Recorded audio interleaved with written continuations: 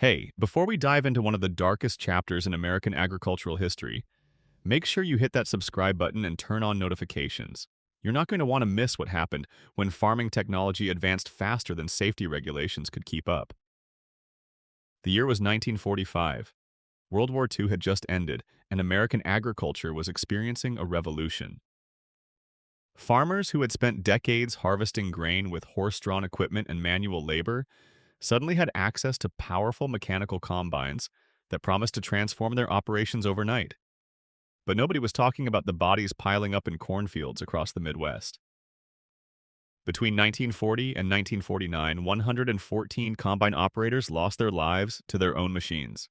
And the real number was probably much higher because many incidents on family farms went unreported. This wasn't just a few isolated accidents. This was a systemic crisis that the agricultural industry tried desperately to keep quiet. To understand why these machines became death traps, you need to understand what made 1940s combines fundamentally different from anything farmers had used before. These weren't the massive climate-controlled combines you see today. These were transitional machines caught between the old world of manual farming and the modern, mechanized era. Most 1940s combines were either pull-type models, towed behind tractors, or early self-propelled units that looked more like steam engines on wheels than modern farm equipment. The power takeoff systems that connected tractor engines to combine mechanisms were exposed and spinning at hundreds of revolutions per minute. There were no protective guards, no emergency shutoff switches easily accessible to the operator, and definitely no rollover protection structures.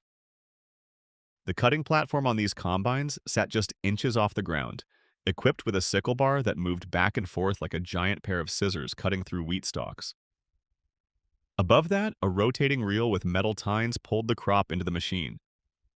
Inside, a cylinder covered in rasp bars spun at high speeds to thresh the grain from the stalks, while a cleaning shoe used screens and air pressure to separate grain from chaff. Every single one of these components could kill you, and they were all exposed or barely covered by thin metal panels that operators routinely removed to clear. The biggest killer was the power takeoff shaft.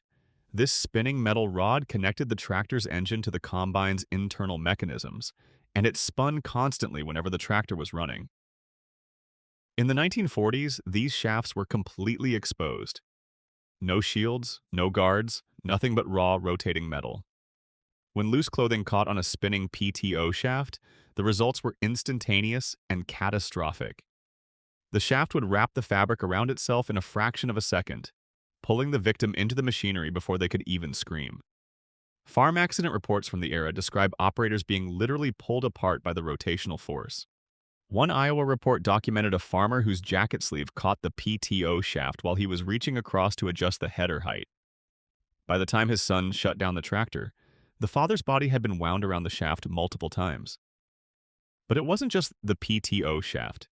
The cutting platform claimed dozens of lives through a deadly combination of design flaws and operator behavior. When the sickle bar jammed, which happened constantly with 1940s equipment, operators faced a terrible choice. They could shut down the entire operation, unhook everything, and clear the jam properly, losing precious daylight and money. Or they could do what almost everyone did: leave the engine running and try to clear the jam by hand. Manufacturers even seemed to expect this behavior because many combines had foot pedals that would disengage the header while keeping the engine running. What they didn't account for was vibration, mechanical failure, or the simple fact that when you're reaching into a sickle bar with your hands, you're one slip away from losing fingers or worse. A particularly gruesome incident from Minnesota in 1947 illustrates the danger. A farmer was clearing wrapped wheat straw from his sickle bar with the engine idling. His 12-year-old son was sitting on the tractor seat, ready to engage the clutch when his father gave the signal. A wasp landed on the boy's neck. His reflexive jump caused his foot to hit the engagement pedal. The sickle bar activated while his father's hands were buried in the mechanism. The farmer lost both hands at the wrist. He survived, but never farmed again. His son never fully recovered from the psychological trauma. The threshing cylinder inside the combine was another death trap waiting to spring. This massive rotating drum covered in metal bars was designed to beat grain kernels out of their husks, It spun at tremendous speeds, typically between 400 and 600 revolutions per minute, and generated enough force to turn wheat stalks into powder. When the cylinder jammed with wet grain or tangled straw, the standard procedure was to shut everything down and manually remove the blockage. But shutting down meant lost time, and time was money. So operators developed a shortcut. They'd disengage the cylinder, reach inside to pull out the blockage, and then re-engage it without ever shutting off the main engine. The problem was that disengagement mechanisms in 1940s combines were notoriously unreliable. Springs wore out, cables stretched, and clutches slipped. Multiple fatalities occurred when operators reached into what they thought was a stopped cylinder, only to have it suddenly rotate and crush their arms or drag them bodily into the machine.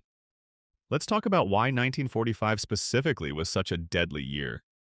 The war had just ended, and thousands of young men were returning to family farms after serving in the military. These veterans had been trained to operate complex machinery under pressure. They'd driven tanks, flown planes, and operated heavy equipment in combat zones. But they came home with a sense of invincibility and mechanical confidence that made them take risks older farmers might have avoided. At the same time, manufacturers were ramping up production of new combines after years of wartime restrictions. These machines hit the market with minimal field testing. Design flaws that would normally have been caught and corrected during peacetime development cycles were still present in the production models, and farmers were buying them as fast as factories could build them, desperate to modernize after years of making do with aging equipment. The self-propelled combine, which started appearing in larger numbers around 1944, introduced a whole new category of hazards. Unlike pull-type combines, these machines had the engine mounted directly on the harvesting platform. This meant operators sat right next to spinning belts, exposed gears, and hot engine components. The driver's position on early self-propelled combines was shockingly exposed. There was no cab, no rollover protection, often not even a proper seat with a back. Operators sat on a metal pan bolted to the frame, fully exposed to dust, chaff, and the elements. When these machines rolled over on hillsides, which happened frequently because their high center of gravity made them unstable, the operator had no protection whatsoever. They were either crushed by the machine or thrown off and run over by their own equipment. Hillside rollovers deserve special attention because they killed so many operators in such brutal fashion. 1940s combines were top-heavy by design. The grain tank sat high on the machine, and when it filled with wheat or corn, the center of gravity rose even higher. Manufacturers provided no guidance about maximum safe slopes. Farmers who had successfully worked hillsides with horse-drawn equipment assumed these new machines could handle the same terrain. They were catastrophically wrong. A combine that felt stable on level ground could reach a tipping point on even a moderate slope. Once the machine started to roll, nothing could stop it. The operator's instinct was usually to jump, but jumping from a rolling combine often meant landing in the path of the cutting platform or being struck by the machine as it tumbled. Those who tried to ride it out were crushed when the multi-ton machine completed its roll. Fire was another killer that doesn't show up in most statistics because burned operators were usually counted as burn victims rather than machinery fatalities. But these fires were directly caused by combined design flaws. 1940s combines accumulated massive amounts of dry chaff and straw dust in every crevice. This material is extraordinarily flammable. The engines ran hot, with exposed exhaust manifolds and mufflers that glowed red after hours of operation. Electrical systems were primitive and prone to sparking. Oil leaks were common and considered normal. You had the perfect recipe for catastrophic fires. When a combine caught fire, the operator usually had only seconds to escape before the entire machine was engulfed. The problem was that getting off a moving combine required shutting down the engine, which meant taking your hands off the steering mechanism. Many operators who saw smoke tried to drive their burning combines away from standing crops before abandoning them. This delay cost lives. The noise level inside these machines contributed to accidents in ways that weren't understood at the time. Operating a 1940s combine meant spending 10 or 12 hours a day surrounded by deafening mechanical noise. The engine, the threshing cylinder, the cleaning fans, the sickle bar, all combined to create a sound environment that made communication impossible and situational awareness nearly non-existent. Operators couldn't hear warnings shouted from the ground. They couldn't hear unusual mechanical sounds that might indicate something was about to fail. And after hours of exposure, the psychological effects of constant noise made them less alert and more prone to making fatal mistakes. Several documented accidents happened because exhausted operators, deafened by hours of mechanical roar, simply didn't notice that someone was working on the machine or that they were drifting toward a dangerous obstacle. Child labor on farms made the death toll even worse. In the 1940s, it was completely normal for children as young as 10 or 12 to operate farm machinery during harvest season. Schools in agricultural regions often dismissed classes during harvest so children could work in the fields. These kids were driving tractors, operating combines, and working around dangerous machinery without any formal training.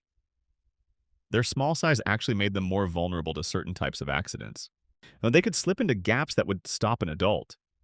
Their lighter weight meant they had less ability to control heavy equipment, and their inexperience meant they didn't recognize dangerous situations until it was too late.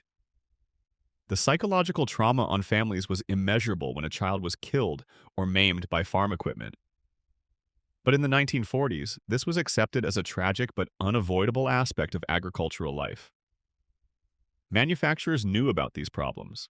Internal documents from companies that built combines in the 1940s show they were aware of fatality reports. But there was no regulatory framework forcing them to implement safety features.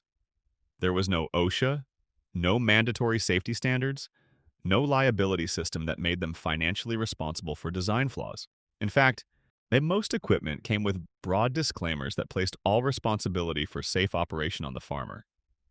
If you were killed by your combine, it was legally considered your fault for not operating it properly.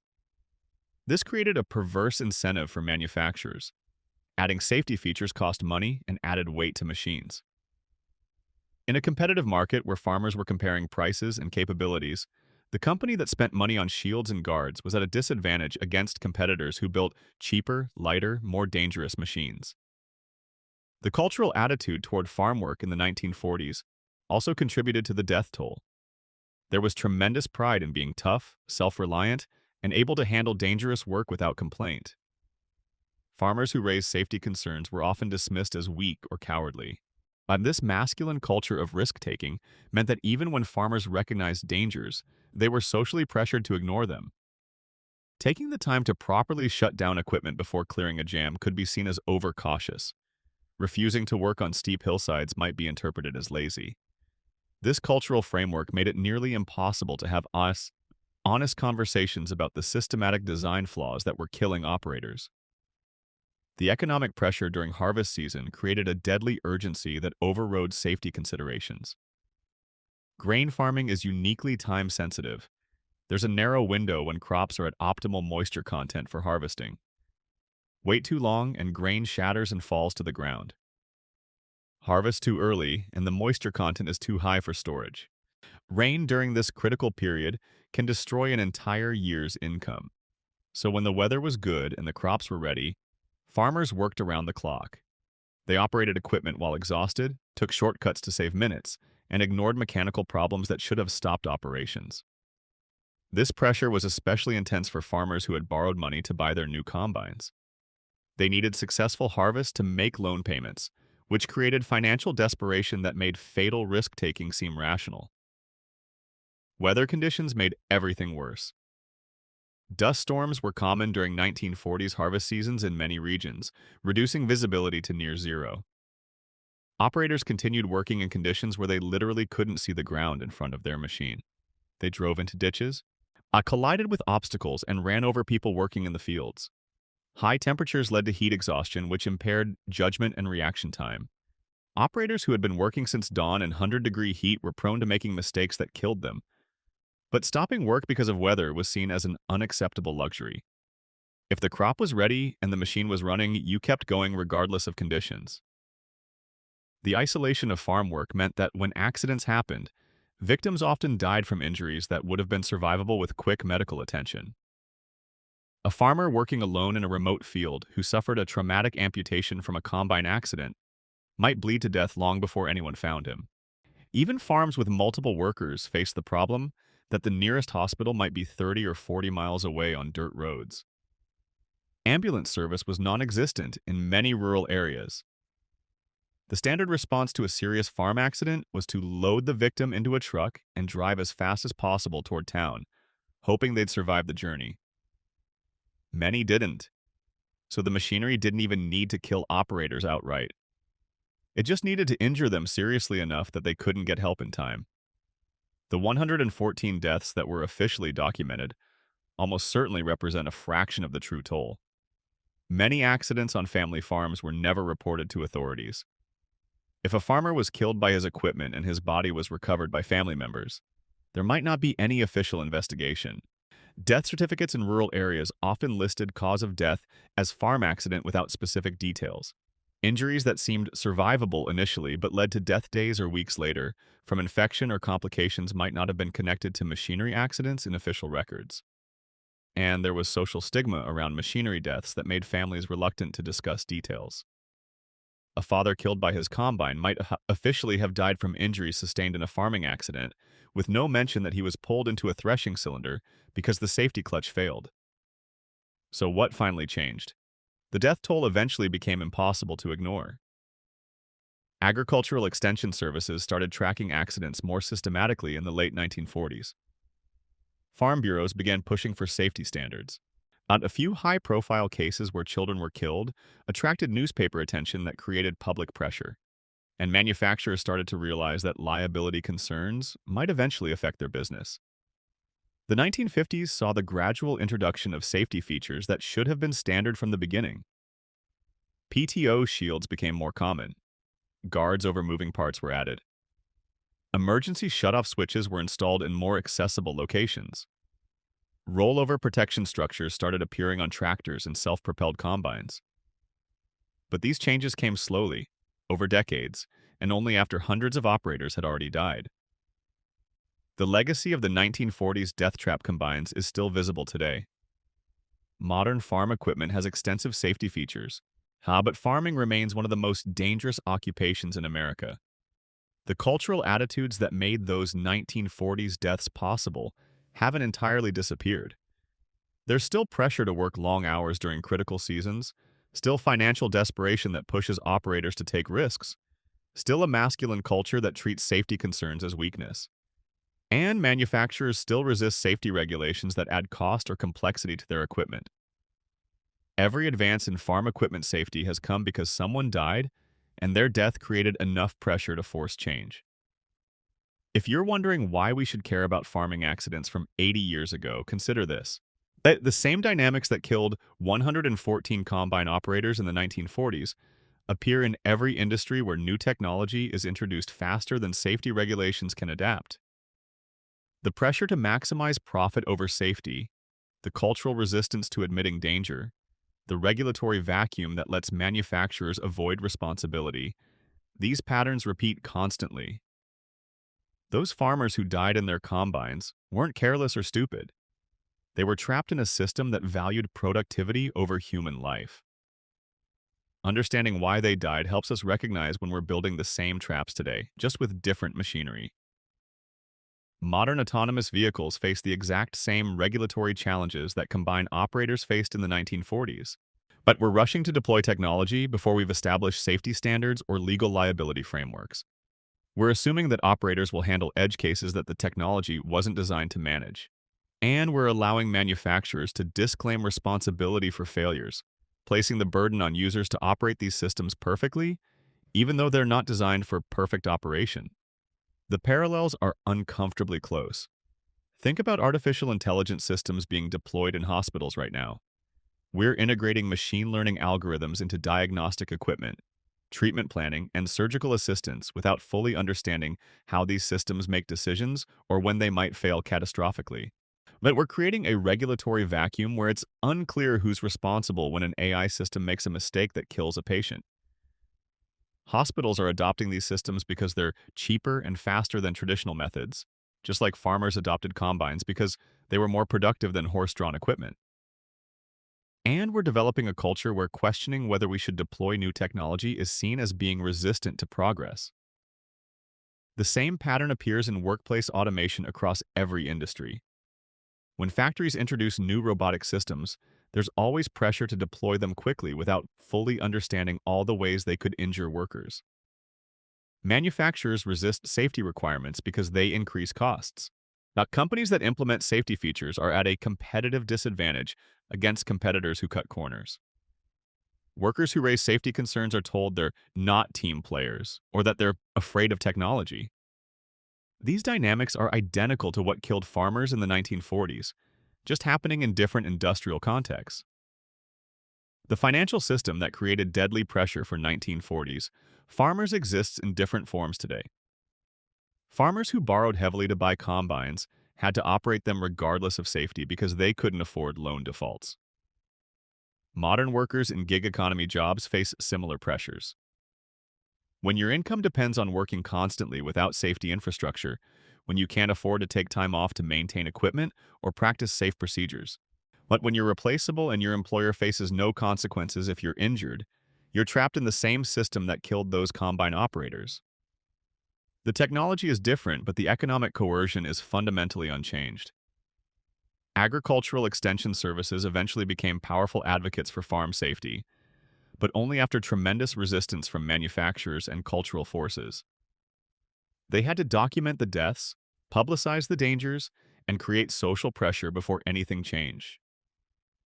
The same work needs to happen today with emerging technologies. We need independent researchers studying how new systems fail, journalists reporting on accidents and near misses, and regulatory agencies that aren't captured by industry interests but were actually moving in the opposite direction. What we're defunding agricultural extension services. We're reducing regulatory oversight of emerging technologies. We're allowing companies to keep accident data private and proprietary. One crucial difference between then and now is that we actually have the knowledge to prevent these tragedies. We know how to design safe machinery. We know how to write effective safety regulations. We know how to create liability frameworks that incentivize manufacturers to prioritize safety. We have the technological capability to build in safety features that wouldn't have been possible in the 1940s. What we lack isn't knowledge or capability. We lack the cultural and political will to implement what we already know works. The combine operators who died in the 1940s couldn't have known that their machines were dangerously designed. No, there was no prior history of mechanized farming accidents at that scale. No one had developed safety standards for equipment that had never existed before. They were operating in genuine technological uncertainty. We don't have that excuse today. Every time we deploy a new technology without full safety testing, without liability frameworks, without regulatory oversight, we're knowingly repeating the mistakes that killed those farmers. We're choosing profit and speed over human safety, even though we know exactly where that choice leads. What's particularly frustrating is that safety doesn't have to slow down innovation. The companies that implemented the strongest safety features in the 1950s and 60s often went on to become market leaders because farmers trusted their equipment. Modern consumers actively prefer products with strong safety features. Insurance companies reward safe practices. Regulatory compliance can actually reduce costs over time by preventing expensive recalls and lawsuits. The narrative that safety and progress are incompatible is false. But it's a useful narrative for manufacturers who want to avoid the expense of proper safety implementation, so we hear it constantly. The solution isn't to reject new technology or return to some imagined simpler past. The solution is to demand that new technologies be deployed responsibly. That means independent safety testing before deployment, not after accidents happen. That means clear liability frameworks so manufacturers have financial incentives to prioritize safety. That means regulatory agencies with the resources and independence to actually oversee emerging technologies. That means protecting workers and consumers who raise safety concerns instead of dismissing them as obstacles to progress. That means having honest conversations about risks and trade-offs instead of pretending that new technology is always beneficial. It means recognizing that the farm workers, factory workers, and eventually all of us are the actual experts on safety because we're the ones living with the consequences of design flaws. When a farmer identified a dangerous feature of a combine, that wasn't ignorance or resistance to progress. That was valuable safety knowledge based on lived experience. When workers today report problems with automated systems, they're not being Luddites. They're providing essential information about real-world failure modes that manufacturers need to know about. Creating systems where manufacturers listen to these reports instead of dismissing them would prevent many tragedies. The 1940s combine operators were also victims of a system that devalued their lives economically. Their injuries and deaths were considered acceptable costs of doing business. The financial losses from equipment downtime or reduced productivity mattered more than human lives. This calculation still happens today, often invisibly. Products are designed with known safety flaws because fixing those flaws would reduce profit margins slightly. Technologies are deployed before they're ready because rushing to market is profitable. But workers are injured and killed because implementing proper safety measures costs money. We've just gotten better at hiding these calculations behind complex technical language and regulatory loopholes. There's something deeply important about understanding that the system that killed those farmers wasn't the result of individual evil or stupidity. There were no villains deliberately choosing to kill operators. There were manufacturers trying to stay competitive. There were farmers trying to feed their families. There were regulators who didn't exist yet because the technology was new. There was a cultural context that valued self-reliance and speed over safety. All of these factors combined to create an environment where deaths were inevitable. That's actually why it's so important to study this history. And it shows how good intentions and rational actors, operating within flawed systems, create tragedies. The same dynamics are active in how we're developing autonomous vehicles, AI systems, social media algorithms, and countless other emerging technologies. Everyone involved thinks they're making reasonable decisions. Companies are following standard business practices. Regulators are operating within existing legal frameworks. Workers are doing their jobs. Users are making rational choices. But the system itself is structured in ways that inevitably create harm. Recognizing this pattern is the first step toward changing it. We owe it to those farmers to learn from their deaths, not in a sentimental way, but in a practical way. Their deaths provide us with a roadmap of what goes wrong when we prioritize speed and profit over safety. When we allow manufacturers to avoid responsibility for their products, when we suppress information about dangers, and when we create economic desperation that forces people to take fatal risks. We can use that knowledge to make different choices today. So when you hear about the latest technological innovation, before getting excited about the possibilities, ask some basic questions. Who tested it and under what conditions? What happens when it fails? Who's legally responsible if it causes harm? What do workers or users actually experience when they interact with it? Are there financial incentives driving deployment before the technology is truly ready? Is there genuine independent oversight, or is the industry regulating itself? These are the questions that should have been asked about combined equipment in the 1940s. And they're the same questions we need to be asking now. Thank you for watching this deep dive into one of the forgotten tragedies of American agricultural history. If this story resonated with you, please consider subscribing to the channel and turning on notifications so you don't miss our future explorations of how technology, society, and human safety intersect. We have so many more stories like this one, examining the moments when innovation outpaced wisdom and the consequences that followed. Your subscription directly supports the research and production that goes into these videos. And if you enjoyed this content, please share it with others who might find value in understanding these hidden histories. Together, we can build a culture that learns from the past instead of repeating it.